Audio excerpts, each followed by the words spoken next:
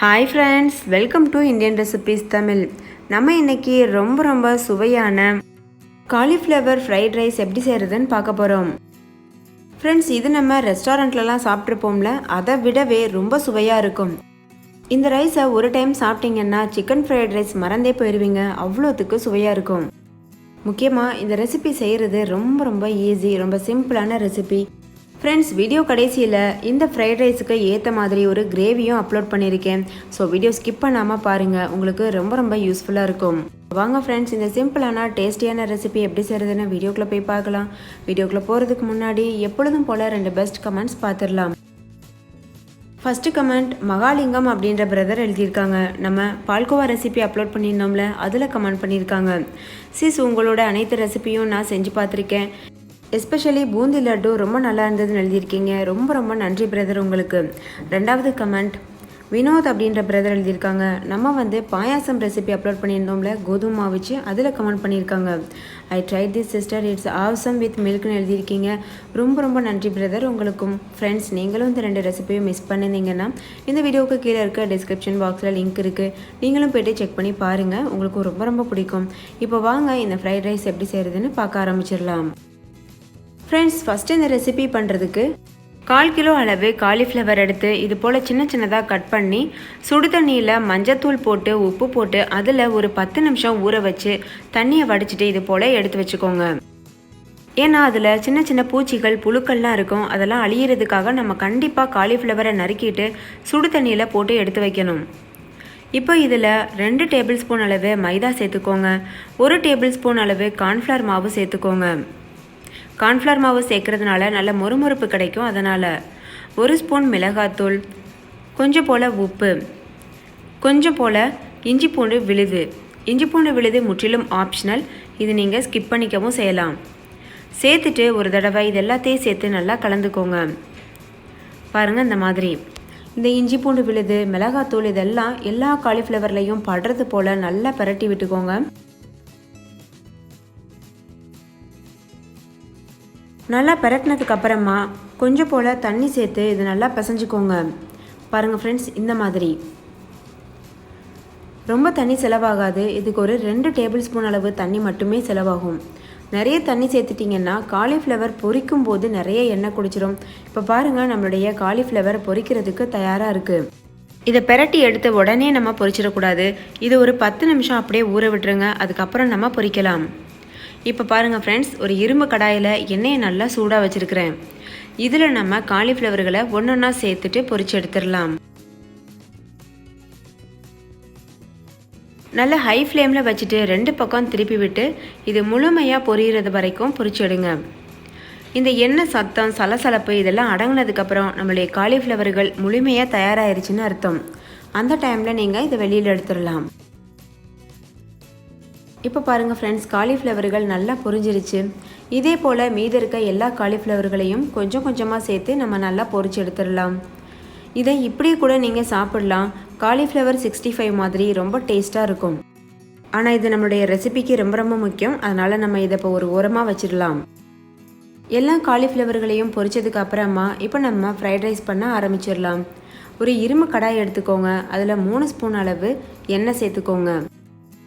Friends, எப்போதுமே fried rice செய்யும்போது நல்லா அடிகனமான பாத்திரமாக பார்த்து எடுத்துக்கோங்க. முடிஞ்சளவு இரும்பு பாத்திரமாக எடுத்துக்கிட்டிங்கன்னா ரொம்பவே நல்லது. எண்ணெய் நல்லா சூடானதுக்கப்புறமா 2 ஸ்பூன் அளவு பொடியாக நறுக்கின பூண்டு சேர்த்துக்கோங்க. கூடவே 2 ஸ்பூன் அளவு பொடியாக நறுக்கின இஞ்சியும் சேர்த்துருங்க. சேர்த்துட்டு இது எல்லாத்தையும் சேர்த்து நல்லா கலந்து விடுங்க. இது இந்த எண்ணெயிலேயே நல்லா வறுபடணும். நல்லா ஹை ஃப்ளேமில் வச்சுட்டு கலந்து விடுங்க. எப்போதுமே ஃப்ரைட் ரைஸ் பண்ணும்போது நல்லா ஹை ஃப்ளேமில் வச்சுட்டு பண்ணோன்னா தான் ரெஸ்டாரண்ட் சுவையில் கிடைக்கும்.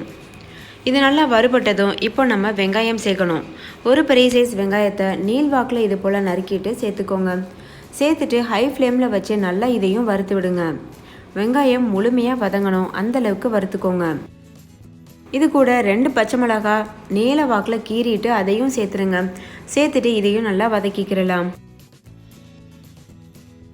வெங்காயம் சீக்கிரம் வதங்கணுன்றதுக்காக கொஞ்சம் போல் நம்ம உப்பு சேர்த்துடலாம். உப்பு சேர்த்துட்டு மறுபடிக்கும் நல்லா வதக்கிக்கோங்க. உப்பு சேர்த்து வதக்குறதுனால நம்முடைய வெங்காயங்கள் ரொம்ப சீக்கிரமாக வதங்கிடும். வெங்காயம் நல்லா வதங்கினதுக்கப்புறமா ஒரு பாதி கேப்சிகமை பொடியாக இது போல் நீள்வாக்கில் கீறிட்டு சேர்த்துக்கோங்க. ஒரு சின்ன சைஸ் கேரட்டை தோல் சீவிட்டு இது போல் நீளவாக்கில் கீறிட்டு அதையும் சேர்த்துக்கோங்க. சேர்த்துட்டு ஹை ஃப்ளேமில் வச்சு நல்லா இதை வதக்கி விடுங்க. ஃப்ரெண்ட்ஸ், நீங்கள் இது கூட காலிஃப்ளவர், பச்சை பட்டாணி, பீன்ஸ் இதெல்லாம் கூட சேர்க்கலாம். ரொம்ப நல்ல டேஸ்ட்டாக இருக்கும். அதே போல் நீங்கள் உருளைக்கிழங்குலாம் கூட சேர்க்கலாம். ஸோ உங்களுக்கு விருப்பமான வெஜிடபிள்ஸ் இது கூட நீங்கள் சேர்த்துக்கலாம். ஃப்ரெண்ட்ஸ், ஒருவேளை உங்ககிட்ட இந்த டைமில் வெஜிடபிள்ஸ் இல்லை, ஃப்ரைட் ரைஸ் எப்படி செய்கிறதுன்னு நினச்சிங்கன்னா வீடியோக்கு கீழே உள்ள டிஸ்கிரிப்ஷன் பாக்ஸில் பொட்டேட்டோ ஃப்ரைட் ரைஸோட லிங்க் தரேன். அதில் நான் எந்த காய்கறியும் யூஸ் பண்ணலை, ஒரே ஒரு பொட்டேட்டோ மட்டும்தான் யூஸ் பண்ணியிருக்கேன். ஸோ அப்படி உங்களுக்கு வெஜிடபிள் இல்லாத ஃப்ரைட் ரைஸ் வேணும்னு நினச்சிங்கன்னா அதை போய் செக் பண்ணி பாருங்கள். ஃப்ரெண்ட்ஸ், இப்போ காய்கறிகள் ஓரளவுக்கு நல்லா வதங்கிடுச்சு. இதில் 1 டேபிள் ஸ்பூன் அளவு ரெட் சில்லி சாஸ் சேர்த்துக்கோங்க.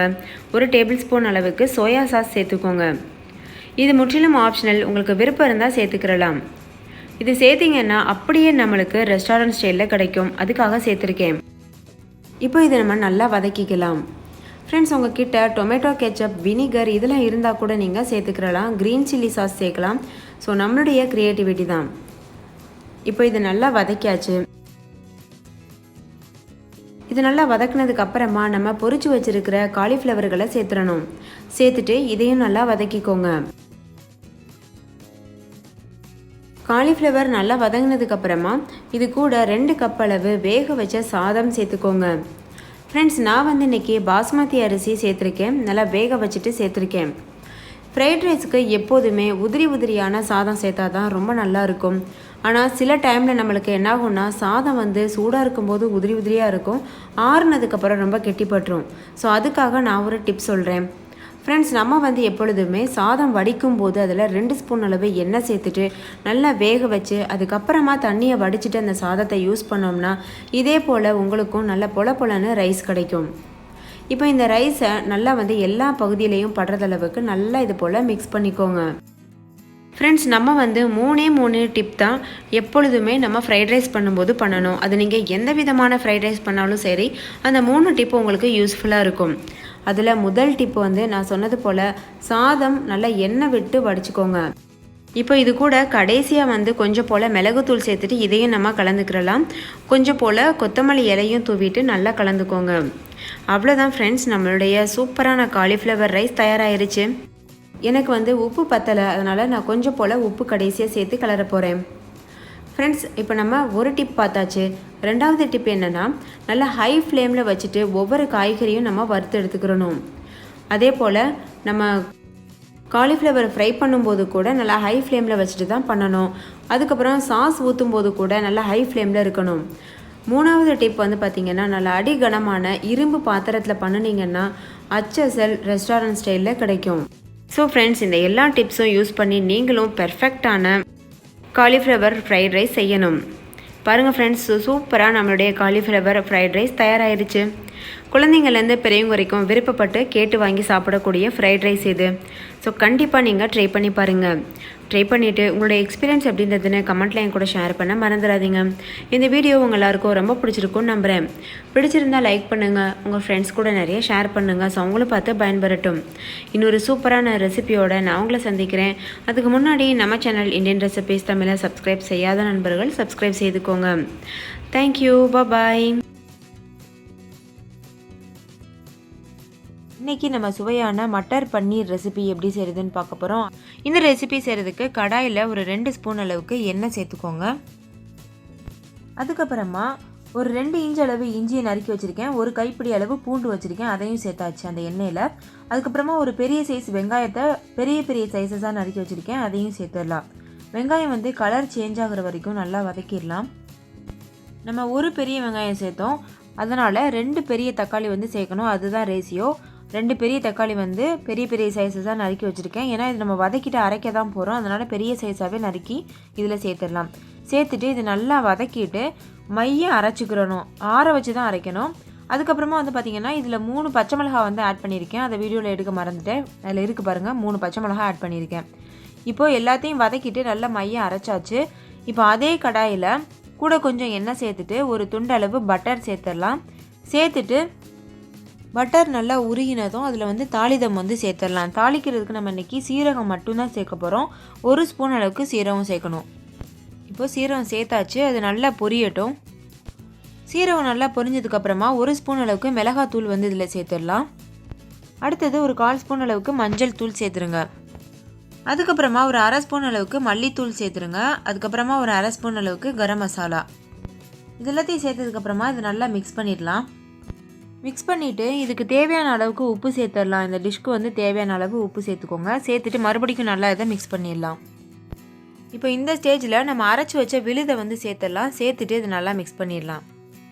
இந்த மசாலாவோட நம்ம அரைச்ச விழுதெல்லாம் நல்லா மிக்ஸ் ஆகிற மாதிரி நல்லா வந்து கலந்து விட்டுக்கோங்க. உங்கள் கிரேவிக்கு தேவையான அளவுக்கு தண்ணி சேர்த்து நல்லா மிக்ஸ் பண்ணிக்கோங்க. மிக்ஸ் பண்ணிவிட்டு மூடி ஒரு 10 நிமிஷம் நல்லா வந்து இதை குக் பண்ணிடுங்க. ஓகே ஃப்ரெண்ட்ஸ், இப்போ பாருங்கள் 10 நிமிஷம் ஆயிடுச்சு. நம்மளோட கிரேவி வந்து நல்லா கொதிச்சு வந்திருக்கு. இந்த சமயத்தில் பச்சை பட்டாணி ஃப்ரெஷ்ஷாக இருக்கும்ல, அந்த பச்சை பட்டாணி வந்து சேர்த்துக்கிறலாம். காஞ்ச பட்டாணி வந்து இதுக்கு சேர்க்கக்கூடாது. ஃப்ரெஷ்ஷாக இருக்க பட்டாணி தான் சேர்க்கணும். அது வந்து நான் 1 கப் அளவுக்கு சேர்த்துருக்கேன். இந்த பட்டாணியோட நிறம் மாறக்கூடாது. அதுக்காக வந்து 1 ஸ்பூன் அளவுக்கு நம்ம சீனி சேர்த்துக்கிறலாம். சேர்த்துட்டு நல்லா மிக்ஸ் பண்ணிக்கோங்க. இப்போ இதில் பன்னீர் வந்து ஆட் பண்ணியாச்சு. இந்த ஸ்டேஜில் பாருங்கள் பன்னீர் உள்ளே இருக்குது. இது வந்து ஒரு பட்டாணி வந்து ஒரு 1/2 குக் ஆனதுக்கப்புறமா பன்னீர் வந்து நம்ம சேர்க்கணும். பன்னீர் வந்து பார்த்திங்கன்னா ஃப்ரிட்ஜில் இருந்து எடுத்து அப்படியே சேர்க்கக்கூடாது. சுடு தண்ணியில் போட்டுட்டு அதுக்கப்புறமா அதை வந்து எடுத்து கிரேவியில் வந்து ஆட் பண்ணணும். அப்போ தான் பன்னீர் வந்து நல்லா சாஃப்டாக இருக்கும். நல்லா கொதிக்கிற தண்ணியில் போட்டுருங்க. போட்டுட்டு அதுக்கப்புறமா எடுத்து கிரேவியில் போடுங்க. இப்போ மூடி ஒரு 10 நிமிஷம் குக் பண்ணலாம். பாருங்கள் 10 நிமிஷம் ஆயிடுச்சு. அந்த எண்ணெயெல்லாம் பிரிஞ்சு வந்திருக்குல்ல, நம்ம ஊற்றின எண்ணெய் பட்டர் எல்லாமே பிரிஞ்சு வந்திருக்கு. இந்த சமயத்தில் நல்லா வந்து கலந்து விடுங்க. பார்க்குறதுக்கே நல்லா கலர்ஃபுல்லாக இருக்குது. ரெஸ்டாரண்ட்டில் எப்படி கிடைக்குமோ அதே மாதிரி இருக்குல்ல, பார்க்குறதுக்கு டேஸ்ட்டும் அதே மாதிரி இருக்கும். ஓகே ஃப்ரெண்ட்ஸ், இப்போ நம்மளோட கிரேவி வந்து ஃபுல்லாக தயாராகிடுச்சு. இதில் வந்து கொஞ்சமாக மல்லித்தலை தூவி ஒரு தடவை நல்லா மிக்ஸ் பண்ணிவிட்டு அதுக்கப்புறமா இதை இறக்கிடலாம். இது வந்து பார்த்திங்கன்னா சாதம், அதுக்கப்புறமா தோசை, இட்லி, சப்பாத்தி கூட இன்னும் ரொம்ப நல்ல காம்பினேஷனாக இருக்கும். கண்டிப்பாக ட்ரை பண்ணி பாருங்கள். மனமும் சுவையும் சூப்பராக இருக்கும். ட்ரை பண்ணி பார்த்துட்டு உங்களோட எக்ஸ்பீரியன்ஸ் எப்படின்றது, இந்த டிஷ்ஷோட டேஸ்ட் எப்படின்றதுன்னு கண்டிப்பாக கமெண்ட் பண்ண மறந்துடாதீங்க. இன்னொரு சூப்பரான ரெசிபியோட நான் உங்களை சந்திக்கிறேன். தேங்க்யூ, பாய்.